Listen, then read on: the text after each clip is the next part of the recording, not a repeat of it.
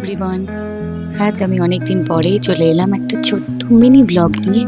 First টাইমই বলতে পারো এরকমভাবে ভয়েস ওভার দিয়ে মিনি ব্লগ করছি। অ্যাকচুয়ালি ছিল এবং মনসা পুজোর ইনভাইট, সেই জন্য একটু রেডি হচ্ছিলাম। এই যে স্নান টান করে এইবারে হব আমি রেডি।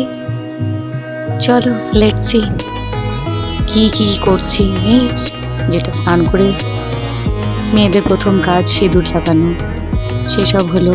সানস্ক্রিন মাখলাম। এবারে হয়ে গেল এই শাড়ির পর্ব। কোন শাড়িটার সাথে কোন ব্লাউজটা যাবে চিন্তায় পড়ে গেছি। Let's see. ঠিকঠাকই ম্যাচিং করেছে। চলো এবারে রেডি হয়ে নি, ঝটপট করে রেডি হতে হবে। বলো তো কেমন লাগছে, ঠিকঠাক ম্যাচিং হলো কি না।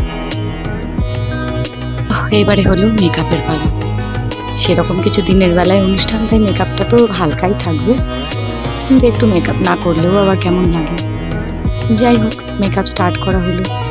দেখি পরপর চটজলদি কত তাড়াতাড়ি মেকআপটা করা যায়, সেটাই শুরু করে দিলাম। একটু একটু করে হচ্ছে, এগোচ্ছে, কারণ আমার খুব তাড়া ছিল, তাড়াতাড়ি বেরোনোর ছিল। কিন্তু দুপুরবেলায় সেদিনকে এত প্রচণ্ড গরম, কী যে মেকআপ করবো আর কী যে করবো না নিজেই বুঝতে পারছি না। যাই হোক, তাও করছিলাম। আইব্রোটা একটু সেট করে নিই। তারপরে এটা হচ্ছে আমার ফেভারিট পার্ট, আমার ব্লাশ লাগাতে ভীষণ ভালো লাগে। একটু পিঙ্ক পিঙ্ক ন্যাচারাল গ্লো থাকে। খুব বেশি গ্লো হলে তো আবার বলবে রাতের পার্টি মেকআপ করে দিনের বেলায় চলে এসছে। যাই হোক, এটা খুব সুন্দর মেল্ট হয়ে যায়। ইনসাইটের সামথিং কিনেছিলাম মনে হয়, খুব ভালো লাগে আমার এটা। ব্লাশার এমনিও ইউজ করতে আমার ভীষণ ভালো। এবার হচ্ছে হালকা করে একটা ব্রাউনিশ জাস্ট নিউট্রাল শেডের আই শ্যাডো দিয়ে, যেহেতু আমার আপার আইটা একটুখানি ডার্ক, সেই জন্য একটু ঠিকঠাক করে নিলাম আর কি। আর এটা হলো বেস্ট পার্ট, কাজল। হালকা করে কাজল লাগিয়ে নিলাম। বলো তো কেমন লাগছে। মোটামুটি রেডি হয়ে গেছি।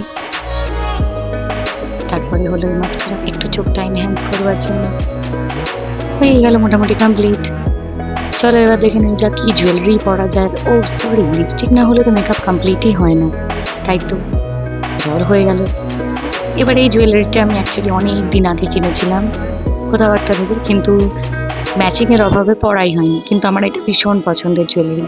বলো তো দেখি কেমন লাগছে, ম্যাচিংটা ঠিকঠাক হলো কিনা। মোটামুটি আমি রেডি হয়ে গেলাম। চলো এবার বেরিয়ে পড়ি। চলে এসেছি, আমরা যাচ্ছি তখন রাস্তায়।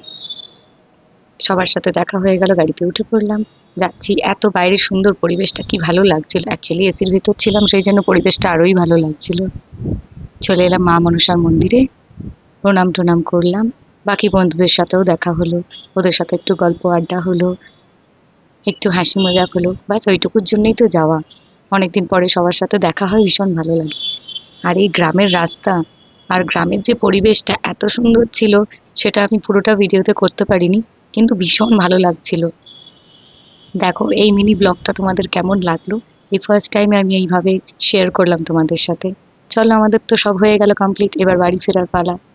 চলো টাটা, বাই বাই। আবার দেখা হবে নেক্সট কোনো ব্লগে।